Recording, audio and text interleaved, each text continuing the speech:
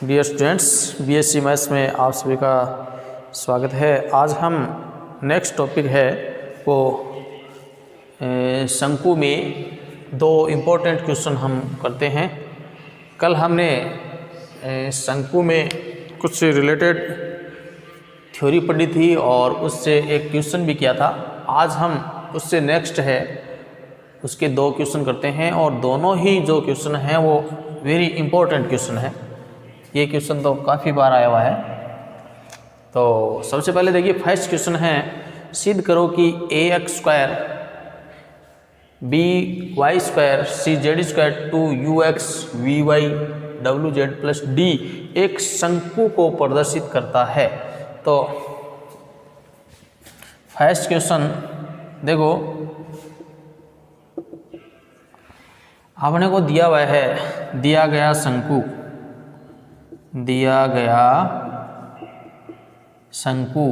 ax² by² cz² 2ux vy wz plus d equal to 0। ये हमें एक शंकु दिया हुआ है।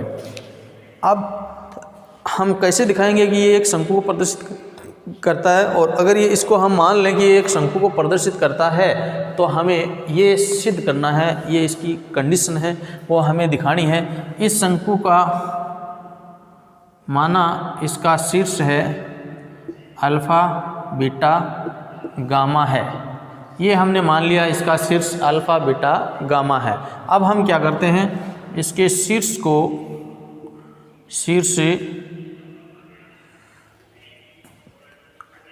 इसका जो शीर्ष है उसको हम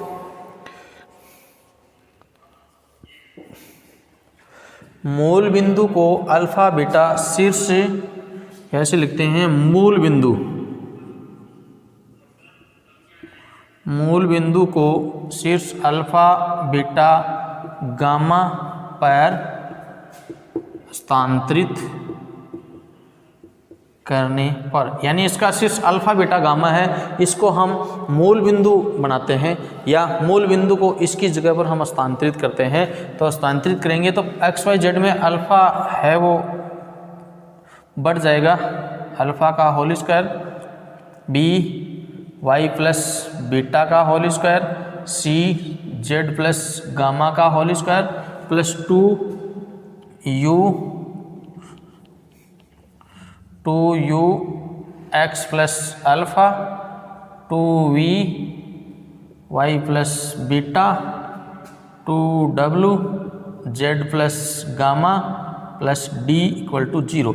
ये जो शंकु है, ये जो शंकु हमें प्राप्त हुआ है, इसका शीर्ष मूल बिंदु है।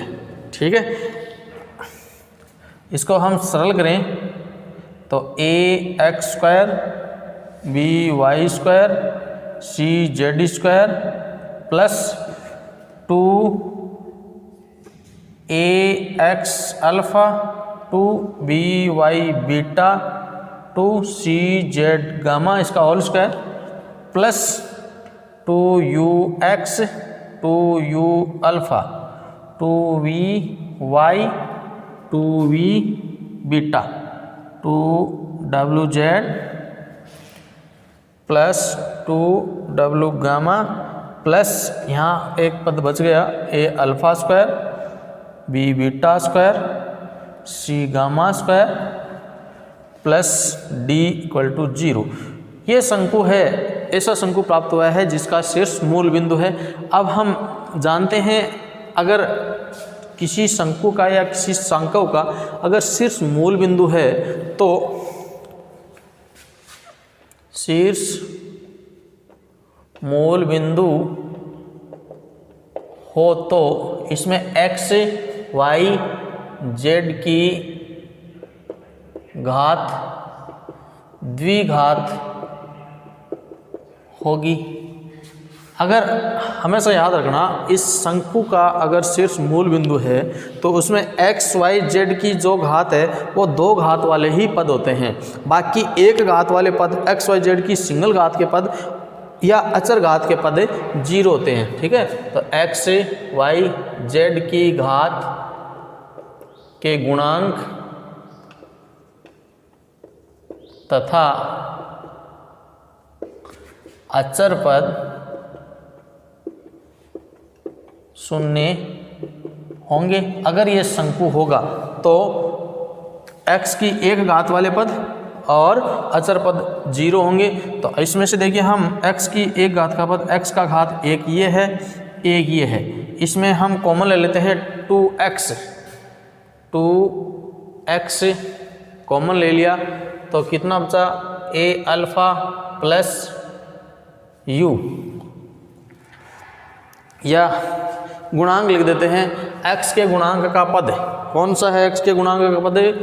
2a alpha plus 2u equal to 0, या a alpha plus u equal to 0 समीकरण। इसको हम 3 नंबर मान लेते हैं, ये 2 नंबर, ठीक है। y का गुणांक देखिए, y का गुणांक b beta 2b beta plus y का गुणांक ये है और इधर y का गुणांक है 2vy plus 2vy equal to 0, या b beta plus v equal to 0 समीकरण 4। z का गुणांक देखिए 2c गामा प्लस 2w। आगे देखिए z का गुणांक 2w इक्वल टू 0, या c gamma plus w equal to 0 समीकरण 5। इसके अलावा देखिए कौन कौन से पद बचेंगे?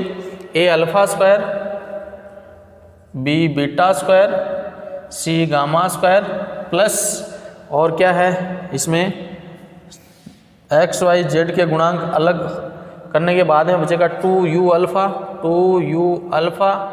2v बीटा, ठीक है, 2v बीटा और 2w gamma plus d equal to 0। ये अचर पद है, बिना x y z का पद है, ये 0 है। इसमें से और इसमें से हम एक u अल्फ़ा इसके साथ लिख देते हैं, एक u अल्फ़ा आगे ले जाते हैं और उसमें हम अल्फ़ा ले लेते हैं कॉमन। तो देखिए क्या बचेगा, अल्फ़ा कॉमन लेंगे तो a अल्फ़ा प्लस u, फिर बीटा कॉमन लेते हैं b बीटा प्लस v, ठीक है, और गामा कॉमन लेते हैं c गामा प्लस w। एक u अल्फ़ा इसके साथ लिखा, एक v बीटा इसके साथ लिखा, एक w गामा इसके साथ लिखा, बाकी एक्स्ट्रा देखिए क्या बचेगा, u अल्फ़ा v बीटा और w gamma plus d equal to 0। अब इसका मान देखिए 0 है, इसका मान भी 0 है, इसका मान भी 0, तो क्या बचेगा लास्ट में a alpha v beta a alpha नहीं u alpha v beta w gamma plus d equal to 0, ये समीकरण 4 आएगी। अब 3 4 6 नंबर मान लेते हैं, 3 4 5 और 6 से हमें जो स्वैच्छिक मान हमने लिया था अल्फ़ा बीटा गामा, इसको हमें हटाना है। तो यहाँ से देखिए अल्फ़ा का मान माइनस का u अपॉन a, अल्फ़ा का मान यहाँ रखते हैं u into minus u upon a plus v upon minus v upon b, ठीक है, बीटा का मान, और गामा का मान w इंटू माइनस का w upon c plus d equal to 0, या u square upon a v square upon b w square upon c equal to d, minus का d है, इसको हम आगे ले जाते हैं।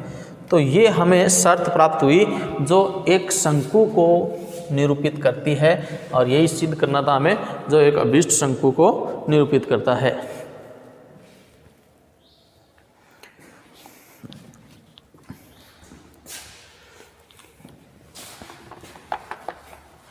नेक्स्ट दूसरा क्वेश्चन और देखिए, ये भी इम्पोर्टेंट क्वेश्चन है। इसमें दिया गया शंकु है वो लंब रेखाओं में काटता है। लंब रेखाओं की क्या कंडीशन होती है? लंब रेखाओं में दिक् अनुपातों का गुणनफल 0 होता है। तो हम सबसे पहले इसके दिक् अनुपात याद करेंगे।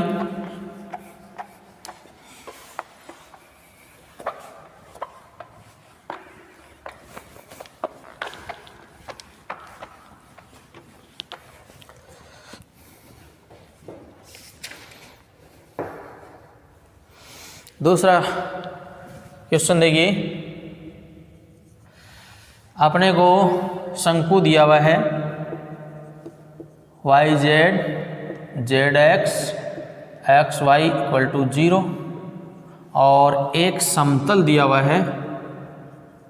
समतल क्या है? A X B Y C Z. एक शंकु दिया हुआ है, एक समतल दिया हुआ है, ठीक है। इसकी जनक रेखा मान लेते हैं। दिए गए शंकु की जनक रेखा माना, क्योंकि ये जो शंकु है वो द्विघात है, मूल बिंदु से गुजरने वाला है, इसलिए x माइनस 0 अपॉन एल, तो x upon l, y upon m, z upon n. क्योंकि ये जो शंकु है वो देखिए मूल बिंदु से जाने वाला है, सबकी दो दो घात है। अब इस बिंदु, ये जो लाइन है जनक रेखा है वो इस शंकु को और इस समतल को दोनों को काटती है, यानी इसके जो बिंदु है वो दोनों पर स्थित होंगे, ठीक है। तो शंकु 1, समतल 2 तथा जो जनक रेखा ली 3 से हम x का मान l, y का मान m, z का मान n इसमें रखते हैं, तो देखिए क्या बनेगा। y का मान क्या है? m n प्लस z का मान n l प्लस x का मान l, y का मान m इक्वल टू 0। दूसरी में रखते हैं a l B M C N equal to 0, समीकरण 4 और समीकरण 5। इन दोनों समीकरणों से हम, अपने पास 3 राशि है एल एम एन, 3 में से एक का मान यहाँ से निकालते हैं हम। यहाँ से देखिए एन का मान कितना आएगा? एन बराबर माइनस का A L plus B M upon C. ये एन का मान हम इसमें रख देते हैं, इसमें से एन कॉमन ले लेते हैं, तो m plus l into N, इसमें से m प्लस l, n को बाहर लिया कॉमन, इस n की वैल्यू ये रख देते हैं माइनस का A L plus B M upon C, A L plus B M upon C plus L M equal to 0। आप देखिए इसको सरल करते हैं थोड़ा, माइनस का A L M minus A L square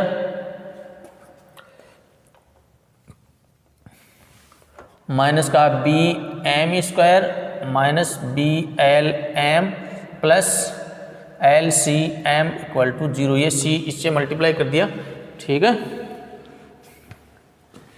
M A L M minus A L square minus B L M. अब इसमें से हम एम स्क्वायर अलग करते हैं, बी एम स्क्वायर, ठीक है। और एम स्क्वायर के बाद में एम के पद देखते हैं, एम कॉमन ले लिया, एल एम कॉमन लिया, तो A plus B minus C plus A L square equal to 0। L square से डिवाइड करेंगे, बी एम बटे एल का whole square plus A plus B minus C into M बटे L plus A equal to 0। यहाँ देखिए M बटे L में एक द्विघात समीकरण है, तो इसके मूल मान लेते हैं। ये क्या है? द्विघात समीकरण है। तो इसके मूल माना m1/L1 तथा m2/L2 इसके मूल हमने मान लिए। तो मूलों का गुणनफल देखिए क्या आएगा, m1L1 डॉट m2L2 मूलों का गुणनफल C/A आता है, तो A/B आ जाएगा। तो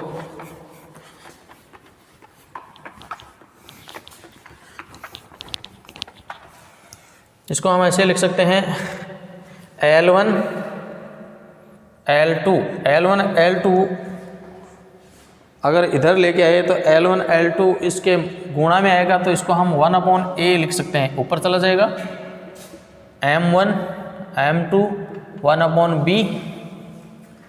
इस प्रकार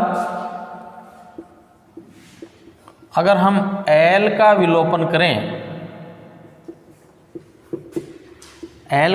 करेंगे तो m1 m2/1/B n1 n2/1/C प्राप्त होगा।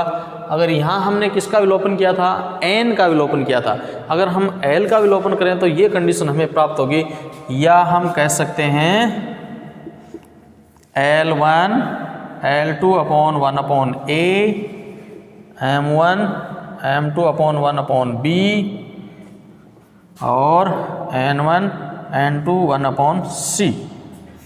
ये प्रतिबंध हमें प्राप्त होगा। तीनों को अगर हम संयुक्त रूप से इसको लिखें तो, या लंबवत काटने पर लंबवत की क्या शर्त होती है, L1 L2 m1 m2 n1 n2 = 0, ये लंबवत की शर्त होती है। अर्थात L1 L2 का मान अगर हम यहाँ से निकालें तो क्या आएगा, 1/A या 1/B 1/C = 0। ये समतल दिए गए शंकु को लंबवत काटता है, तो ये लंबवत की शर्त है। तो शंकु के ये एक इम्पोर्टेंट क्वेश्चन था, एक दो क्वेश्चन और भी है, वेरी इंपॉर्टेंट है, आप देखना।